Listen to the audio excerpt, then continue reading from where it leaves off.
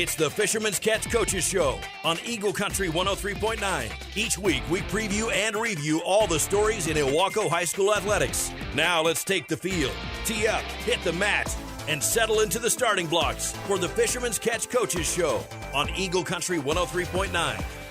Welcome to the Fisherman's Catch on Eagle Country 103.9. It's brought to you each week in part by Taft Plumbing and Septic in Ocean Park.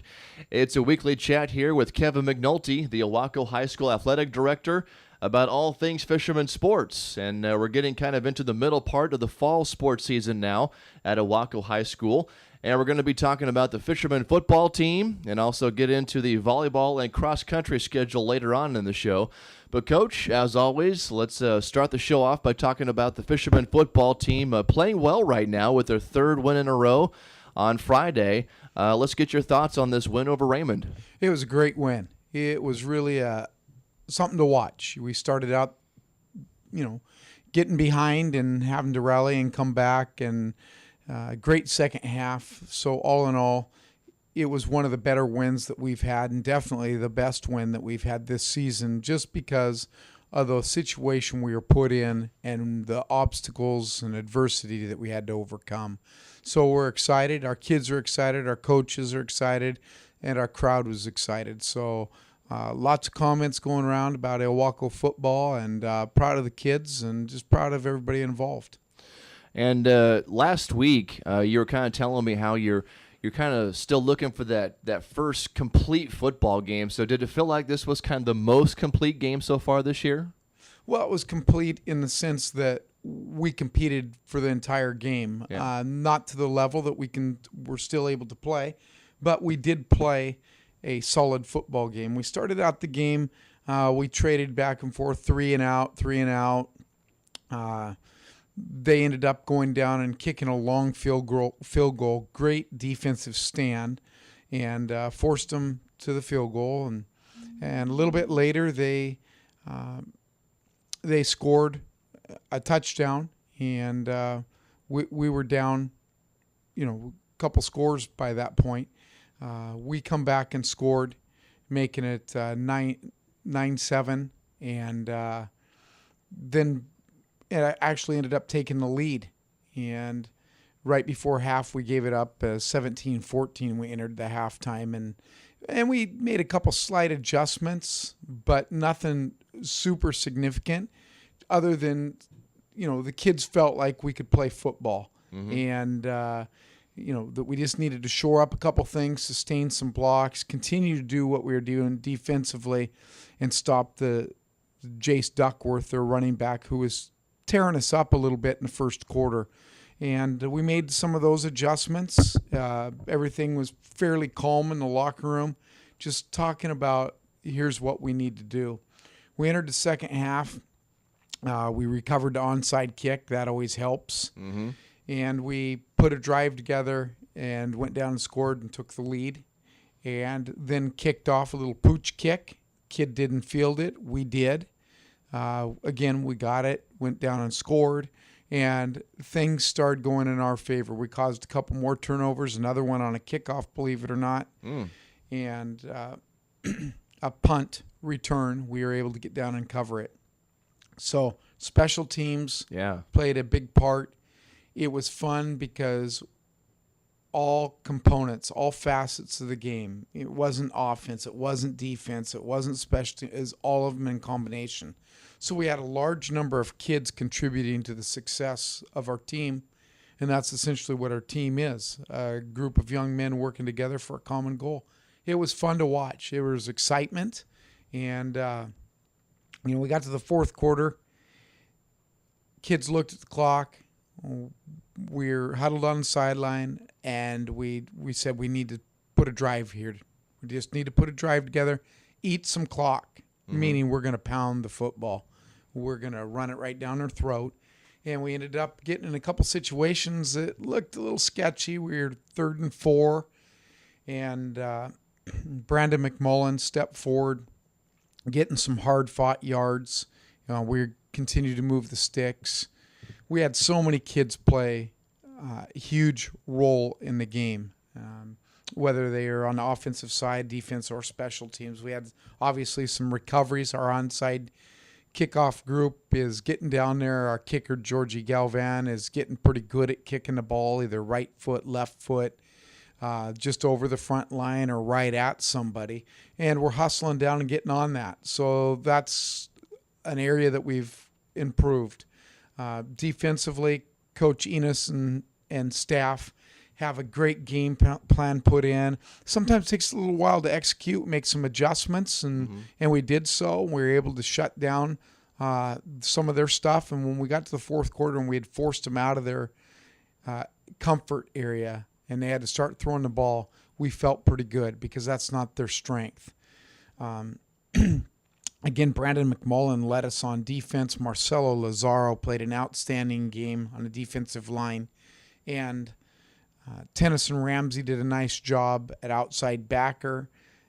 Jack O'Neill continues to play. Ethan Bannister has stepped up.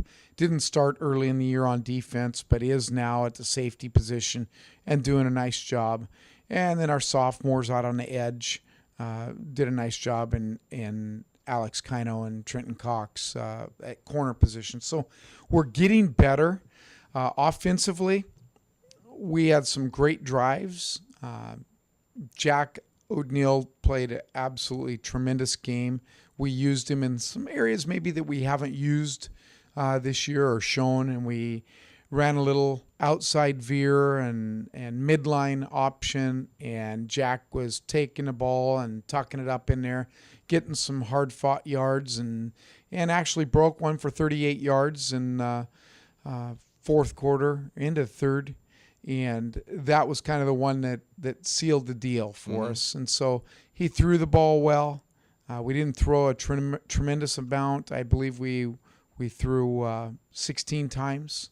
So we were able to keep him off balance, and we threw most of those in the first half. I believe we threw 14 passes in the first half and then come out in the second half. And basically, we wanted to play keep away. That's been our strategy a lot of the season thus far.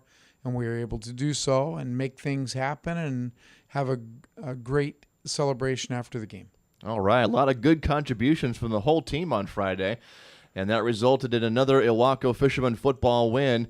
And we'll take a time out here in the Fisherman's Catch and come back and talk a little bit more football with head coach Kevin McNulty on the Fisherman's Catch here on Eagle Country 103.9.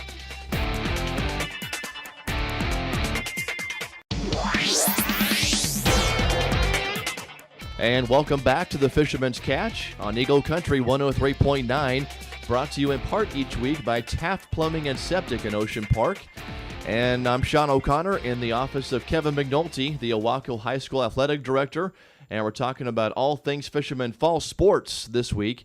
And the Fisherman football team just getting their third win in a row, a really nice league win over the Raymond Seagulls. And, Coach, talk about the return of Alec Bell to your lineup.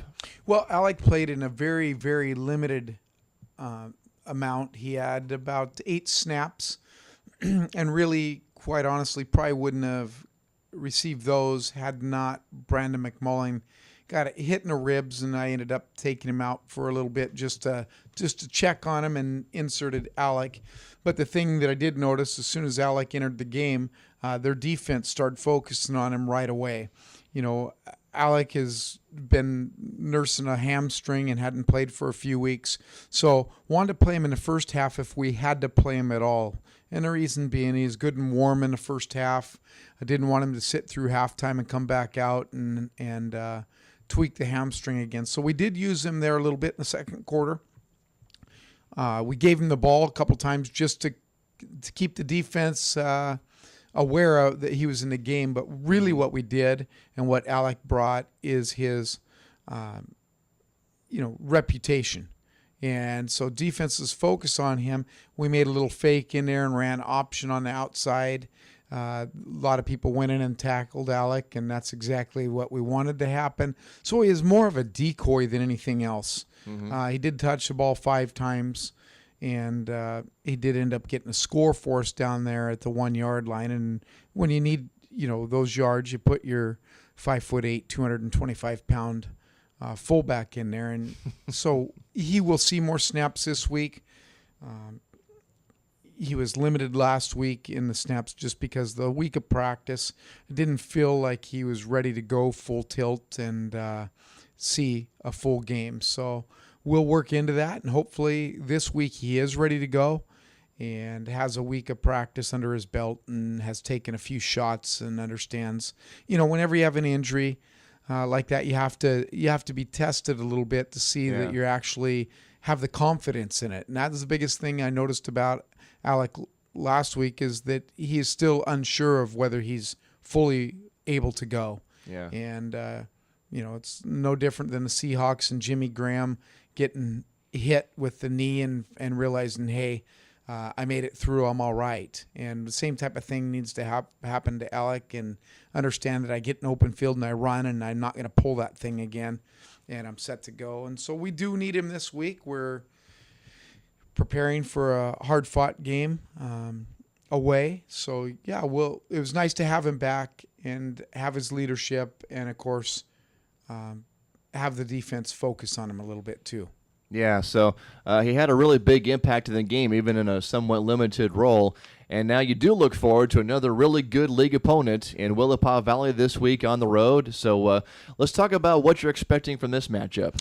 Well, PL Willapa Valley, PWV, is a combined program of two different schools, and both of them had football programs with obviously PL and then Willapa Valley. And Willapa Valley has won a few state titles from the late 70s on to 2012. They have a few trophies in their trophy case. So they had a great football program, small school, and they and PL combined their neighboring towns. And last year they won the Central League. Central League is a dominant league in the state, and Napavine was number 2 out of that league, and actually Napavine was number 3. And when they ended up playing in the semis, Willapa Valley PL got beat in that game, and Napavine went on a state title. So they are a good football team. They have tradition, short term, obviously, because they've only been combined the last couple of years, but they, in their own right, had their own successful programs, and now combined, they're very good, and they're sitting in the same spot we are, and we got to go up there and play. The interesting fact is, when they combine, PL will have homecoming one week, and then the next time they play home, which happens to be our game, Willapa Valley will have the homecoming game at their place. So they have a couple homecomings, and they've made a great partnership, and the kids get along well. They have good numbers. They're sitting at 45, 50 kids.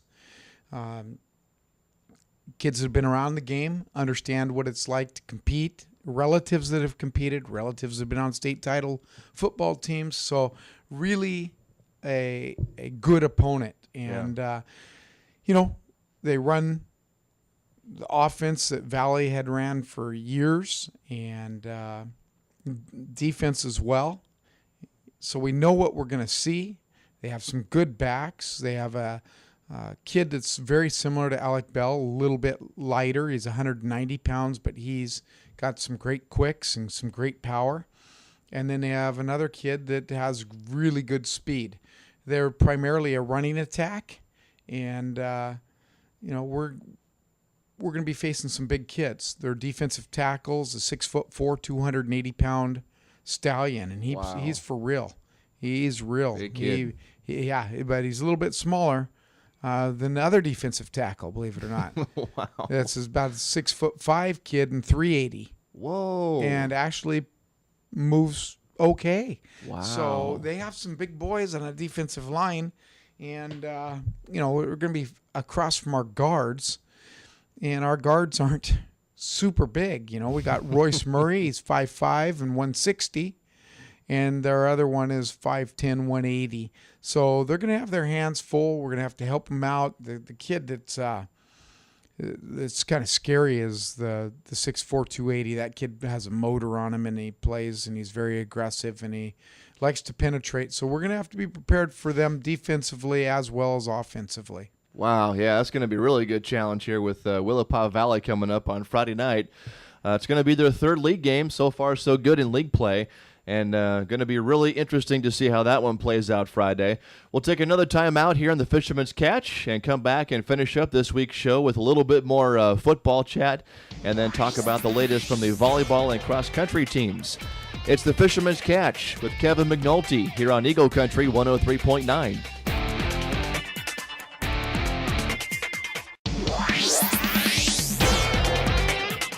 Welcome back to the Fisherman's Catch on Eagle Country 103.9, brought to you each week in part by Taft Plumbing and Septic in Ocean Park. Talking to Kevin McNulty, the Ilwaco High School Athletic Director and the head football coach here at Ilwaco High School. And just to kind of finish up our football chat here, Coach, just sort of curious to get your thoughts on your football team and where they were at the beginning of the season and where they are now here as we're getting closer to the end of the regular season. What's the biggest change? Well, I think one of the things we've really, truly done, although we didn't necessarily want to do it, was with the injuries, we've developed some depth. Yeah. You know, Brandon Duke has stepped in at running back for Alec Bell and done an outstanding job. You know, he's a sophomore. He's developed where even when Alec gets back, we now have 3 varsity backs that are ready to go, and I don't think we miss a step with any of them. So that's a good thing. At the safety position, Ryan Schenk hasn't been able to play. Ethan Bannister stepped in, done a nice job, and is one of our defensive mainstays right now. So that's helped. You know, our line is getting better all the time. Coach Ray Baker's doing a nice job getting our line taken care of and getting the right people put in the right spots, and we've developed some depth there. So in all areas, we're getting better. Special teams, I mentioned Georgie Galvin, but also the guys going down and covering the kicks, doing a nice job. So those areas, I believe mentally we were able to take a step forward on Friday night. Just the fact that we were down, and really 17-14 isn't, you know, a huge deficit. But right. In the second half, the final score is 35-17. Mm-hmm. So we made some adjustments. We come out and put some scores on them.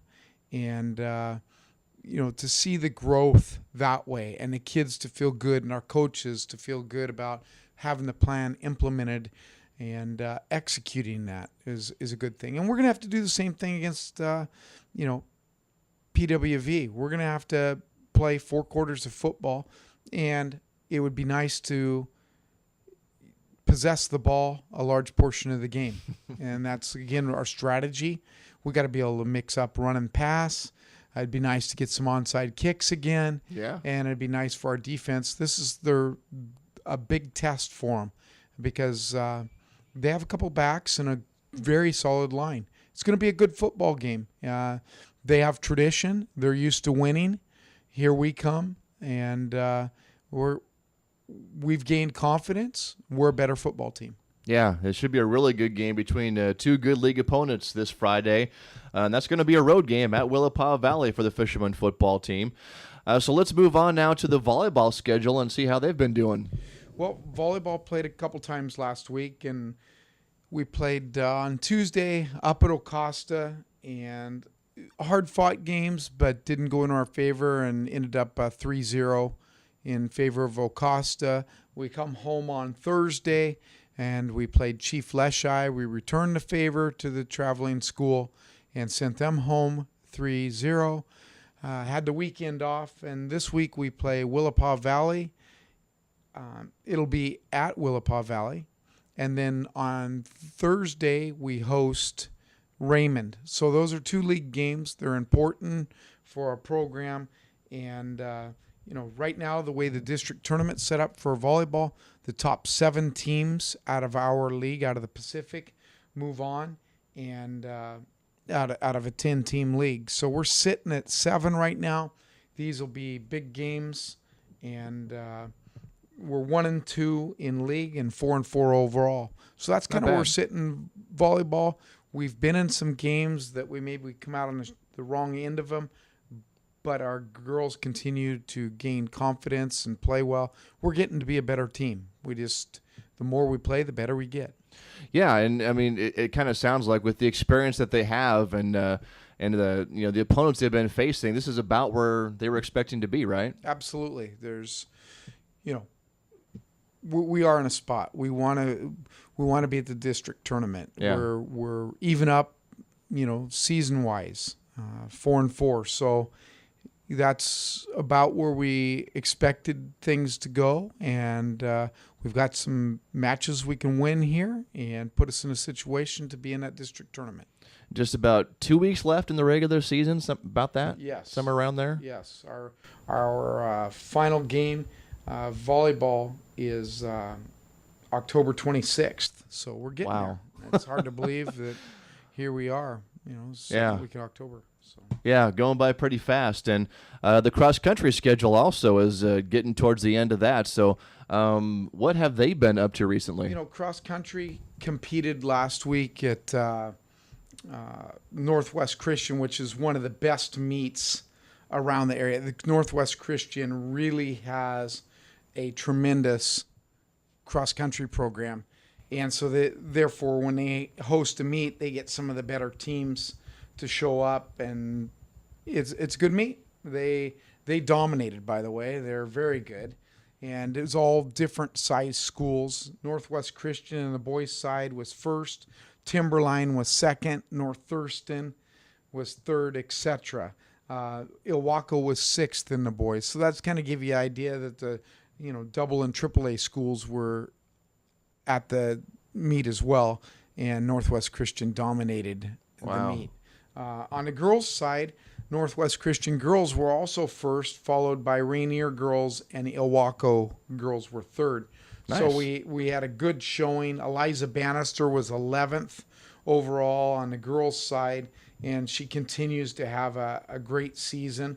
On the boys' side, freshman Daniel Whiting was 24th, and that was a PR for him.